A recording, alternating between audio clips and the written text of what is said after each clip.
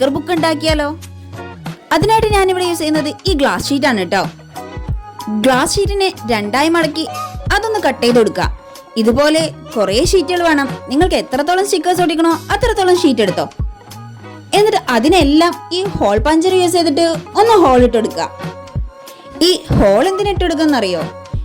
ഞാൻ ഈ ഡയറി ഒക്കെ ഉണ്ടാക്കുമ്പോൾ യൂസ് ചെയ്യുന്ന റിംഗ് ഇല്ലേ, അത് യൂസ് ചെയ്തിട്ടാട്ടോ ഞാനിവിടെ ഈ സ്റ്റിക്കർ ബുക്ക് ഉണ്ടാക്കുന്നേ. ദാ ഇതുപോലത്തെ സാധനം. എന്നിട്ട് ആ ഷീറ്റിനൊക്കെ നമുക്ക് ഈ റിങ്ങിലോട്ടൊന്ന് ഇട്ട് കൊടുക്കാട്ടോ. ഞാൻ ഇതിൽ 3 ഭാഗത്താട്ടോ ഹോൾ ഇട്ട് കൊടുത്തിട്ടുള്ളത്.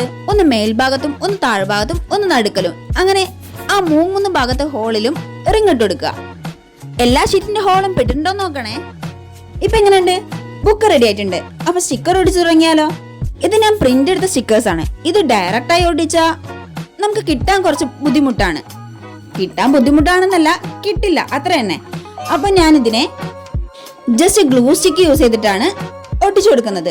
അതാകുമ്പോ നമുക്കിത് പെട്ടെന്ന് കിട്ടും. ഈ എല്ലാ സ്റ്റിക്കേഴ്സും വെട്ടിയെടുത്ത് ഒട്ടിക്കാൻ കുറച്ച് പണി തന്നെയാണ്. പക്ഷെ ഫൈനൽ ലുക്ക് അടിപൊളിയാണ് കേട്ടോ. ഇതാകുമ്പോ നമുക്ക് ഏത് സ്റ്റിക്കറാ വേണ്ടെന്ന് പെട്ടെന്ന് നോക്കിയാൽ മതിയല്ലോ. കുറെ വെട്ടിക്കൂട്ടി തപ്പിയെടുക്കുന്നതിനേക്കാൾ നല്ലത് ഇതൊക്കെ തന്നെയാ. കുറച്ച് പേജ് ഞാൻ നേരത്തെ ചെയ്തു വെച്ചിട്ടുണ്ടായിരുന്നു. അപ്പൊ അതും കൂടെ ഇതിൽ ആഡ് ആക്കിയിട്ടുണ്ട്. കൂടാതെ ഇതിന് ഫുൾ ബുക്ക് ആയതിനു ശേഷം ഞാൻ പാർട്ട് 2 ആയിട്ട് കാണിക്കാവേ. അപ്പോ ബുക്ക് എങ്ങനെയുണ്ട്?